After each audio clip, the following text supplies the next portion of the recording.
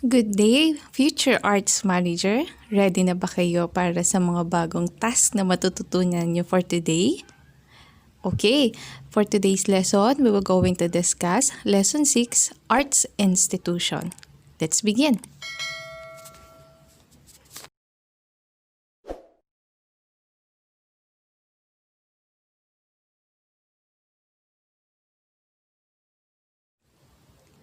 Bilang isang future arts manager, dapat ay magkaroon tayo ng appreciation of arts and cultural institutions.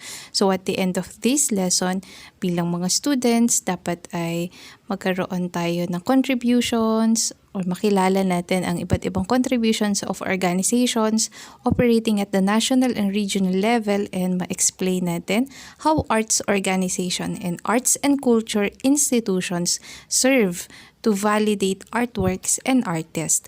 So pag-aaralan din natin at the end of this lesson the present laws that have these possible and also explain the effect of international arts centers on their national counterparts.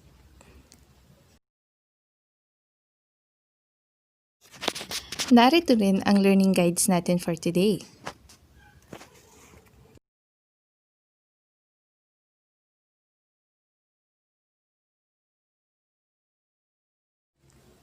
Art institutions are platforms by which artists and art forms circulate by Van Berg, 2010.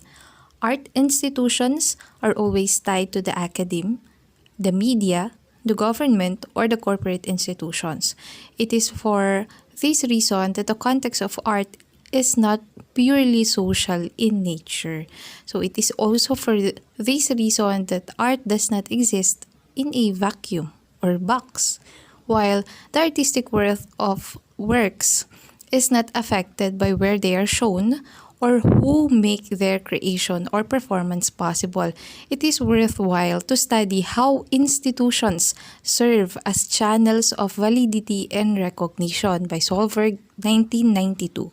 This lesson is about the relationship between the arts and this channel of validity and recognition, mostly wielded by the state and the private institution contributing to cultural life.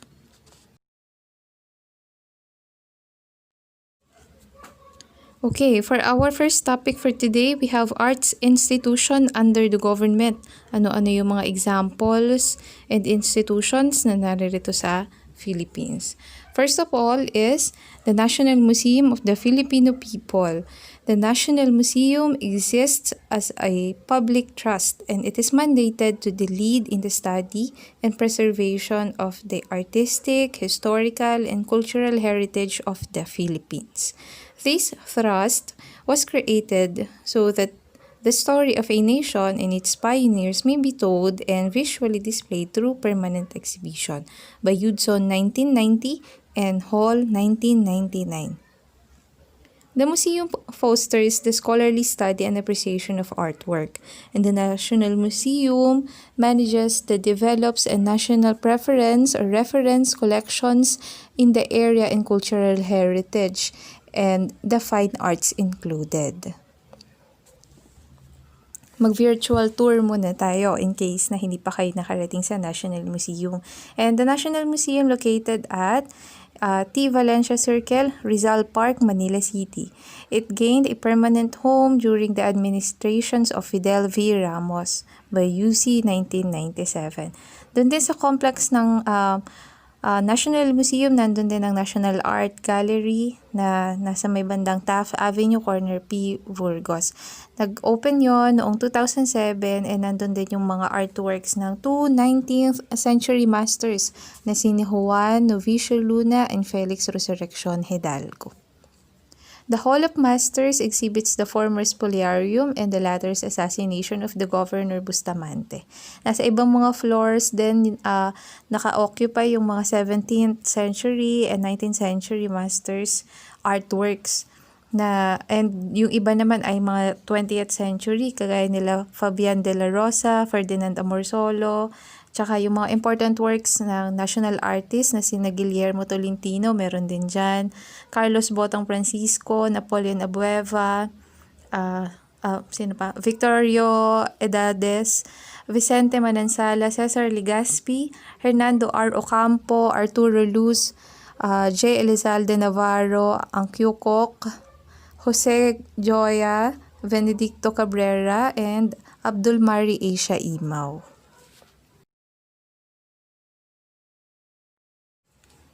Next is the Cultural Center of the Philippines or CCP. In case na hindi ka pa nakagawi sa Pasig River ngayon at na-curious ka ng itsura ng Dolomite, nasa may bandang Rojas Boulevard, Manila City itong CCP, along the highway lang siya. So, what is CCP? CCP is cultural complex built for the artistic project supported by Imelda Marcos during the martial law. There was an effort to consciously bring together the arts and audience and gather an audience for the building. It was a structure that became a symbol of unity and identity during the martial law years by Cruz 2001. So therefore, it attached a sense of national validity to artists who exhibited and musicians who performed there. Ito ay founded noong 1969. CCP was then considered a premier showcase of Philippine art. Funded by the government, of course, it has been produced and representing music, what else? Dance, theater, visual arts, literary, cinematic, and design events from the Philippines and all over the world. May mga international dyan.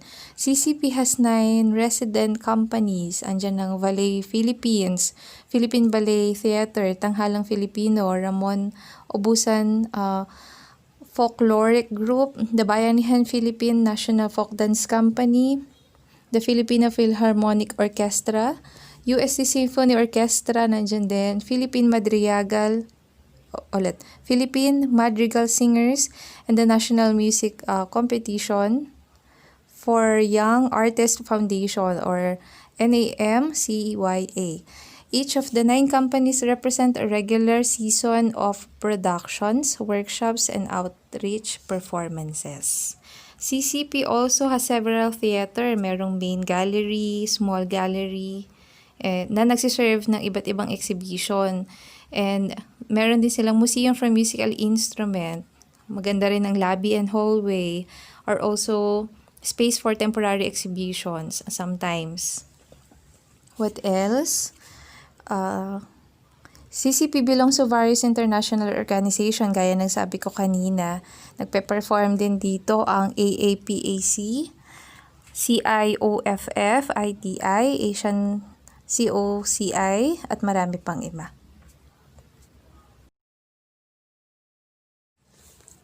Next is the National Arts Center or NAC.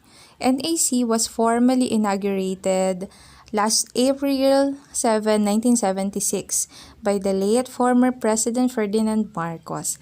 The center was placed where the images of maganda, beautiful, and malakas, strong, were invoked by the first couple. Ayon kay Baluyot, 2012. It served as an exhibition space and venue for training young artists. On June 11, 1977, the Philippine High School for the Arts or PHSA was formally established. It was a secondary school subsidized by the state where the students can specialize a specific art form at an early age. So at this present, it is administered na by DepEd and of course CCP. Ito ay located po sa top Mount Makiling in Laguna. The school aims to develop artistically gifted and talented students by implementing a special secondary education curriculum and support program committed to the conservation and promotion of the Filipino artistic and cultural traditions. Next one is the National Commission for Culture and Arts, NCCA. The Presidential Commission on Culture and Arts or Executive Order Number 118 was signed in 1987 by President Corazon Aquino. This superseded the position and privilege that CCP enjoyed under the Marcoses. This executive order was only enacted into law in 1992 under the Ramos administration ayon kay UC 1997. And Republic Act 7356 assigned the National Commission for Culture and Arts or NCCA as the overall policy-making body that will coordinate and take the lead in the preservation, development, and promotion of Philippine arts and culture. The original bill was jointly authored by Senators Edgardo Angara, Gerson Alvarez, Leticia Ramos Sashani, and Representative Carlos Padilla. NCCA is headquartered in Intramuros, Manila City. Located in the lobby is the space for contemporary exhibitions for both emerging and mid-career artists, the NCCA Gallery.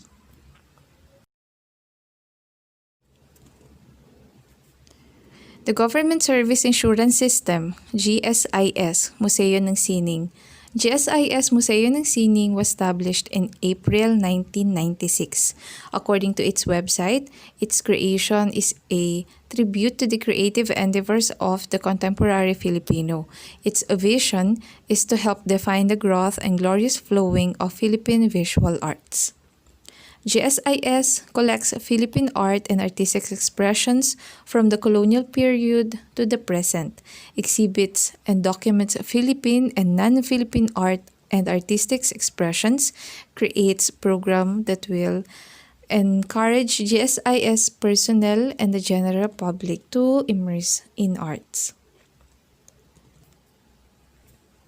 Narito rin ang collections ng artworks ng ating mga Filipino national artists kagaya nina Fernando Amorsolo, Carlos Potang Francisco, Vicente Manansala, Hernando R. Ocampo, Napoleon Abueva, and Benedicto Cabrera. The works of Federico Aguilar Alquaz and Rodelio Toti Cerda and Noli Principe Manalang are also part of the collection. The museum also hosts lectures, workshops, and annual GSIS art competition. Matatagpuan ang GSIS Museo ng Sining sa Rojas Boulevard, Manila City. This is the facade of the UP Vargas Museum located at the campus of University of the Philippines in Diliman, Quezon City.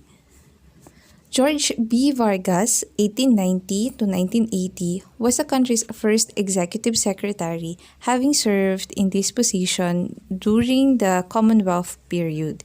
He was among the leaders left negotiate with the Japanese during the Asia-Pacific War. He was tried to as a collaborator but eventually pardoned, and he donated his art collections of oil paintings, pastels, watercolors, drawings, and sculptures, stamps and coins, his library, his personal papers, and memorabilia to the University of the Philippines. The Vargas collection is known for having paintings of Fernando Amorsolo in its collections. The collection was originally displayed in a private museum located in the premise of his residence at the Kawilihan compound in Mandaluyong. But in 1983, the University of the Philippines laid the cornerstones for a building that would house Mr. Vargas' collections. The collection was transferred to the Diliman campus in 1986. Then, the museum building was formally inaugurated by then President Corazon C. Aquino on February 22, 1987. The temporary exhibitions held here are mostly contemporary art, and permanent collection spans the 1880s to 1960s.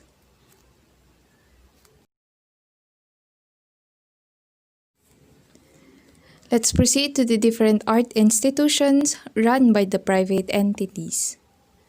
Lopez Memorial Museum and Library. The Lopez Museum, which houses the collection of Eugenio Lopez Sr., is the oldest private-run museum in the country. It was a venture of different kind established in 1960 by Lopez family, who by then had business interest in broadcast media energy, and more. It housed his personal art collection, maps of colonial era Philippines, and rare Filipiniana books. They include works by Juan Luna, Felix Resurrection Hidalgo, Pavian de la Rosa, Benedicto Cabrera, Vicente Manansala, Juvenal Sanso, Jerry Elizalde Navarro, and Cucoc, Fernando Zobel, Nene Sagil, Brenda Fajardo, and among others. The museum is located at the Ben Press Building in Ortigas Center.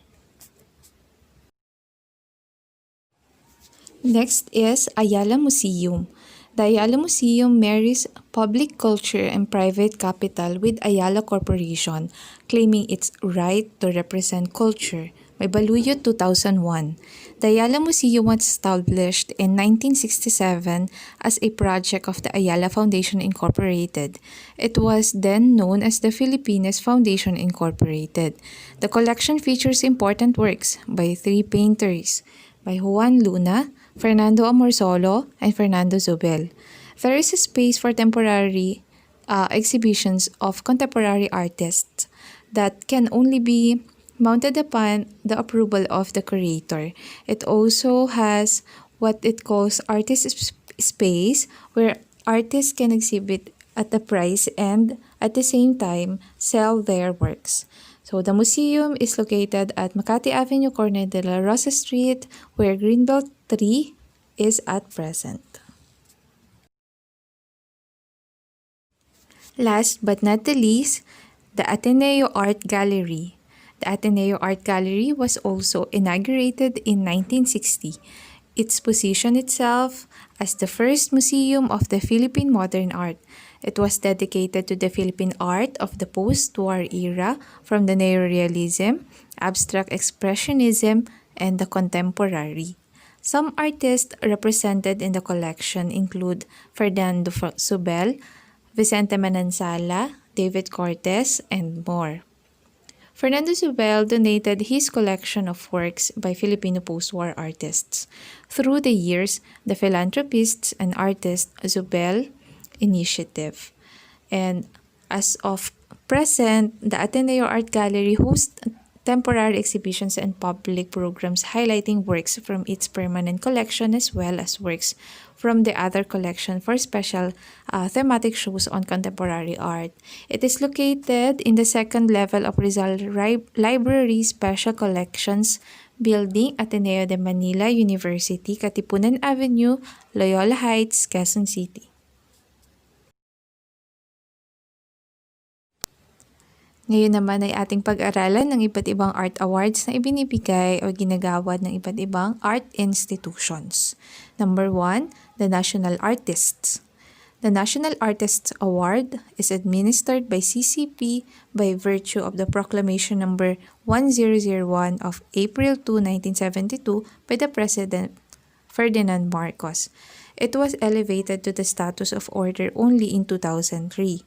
It is also known as the Gawad Pambansang Alagad ng Sining and has categories in visual arts, music, dance, literature, film, and broadcast, arts, architecture, design, and the allied arts. National Artist Awarding takes place for every 3 years. Ang mga national artists natin ay makakatanggap ng monthly pension, life insurance benefit, medical and hospitalization grants. Meron din silang cash award, state funeral, and a place of honor in cultural events. It is the highest distinction given to an individual artist and requires a great responsibility to the nation and younger generations of artists.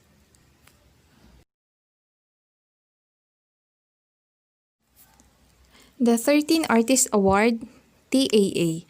When it was initiated by late Roberto Chabet during his tenure as director of CCP Gallery, TAA became a venue of artwork that deliberately turned away from the past in terms of style and medium of showing recentness. It was like a curatorial vision. The late Raimundo Albano became Chabet's successor, where TAA became a venial award. The number 13 was an allusion to the 13 moderns. 13 artists were selected every year. The AA project was made possible with the support of the Metrobank Foundation Inc. It is the oldest award program conferred by CCP. Since 2009, the AA has been a triennial award. The AA program administered by CCP Visual Arts and Museum Division. The panel of jurors come from the CCP as well as past awardees. Ateneo Art Awards. The Ateneo Art Gallery spearheads an exciting overview of young Philippine contemporary art annually through the Ateneo Art Awards. It was established in 2004 and given annually to Filipino artists below 36. There are 12 exhibitions that make it to the short list before 3 artists are chosen as winners. The Ateneo Art Awards features the Fernando Zobel Prizes for Visual Arts and Purita Calao Prize for Art Criticism. Next is Gawad Urian. The Gawad Urian is a set of annual film awards granted since 1977. It is given by the manunuri ng pelikulang Pilipino, the Filipino Film Critics, composed of writers who are well accomplished in their field. There are no votes from audience. The box office returns do not affect the award. This distinction made the Gawad Urian a highly coveted award in the Philippine film industry that is only given to the most deserved winners. The National Competitions for Young Artists, or NAMCYA.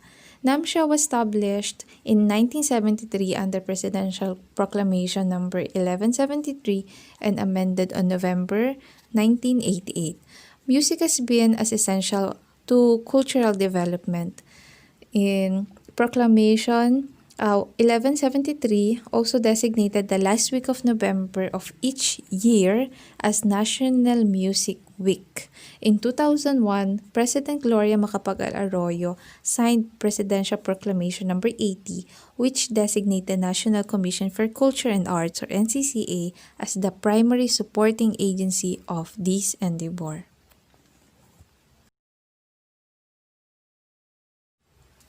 The following is a list of international art institutions considered as trendsetters in the global scale. Art movement that have been featured in these art institutions have reached the Philippines because the publications and broadcast media.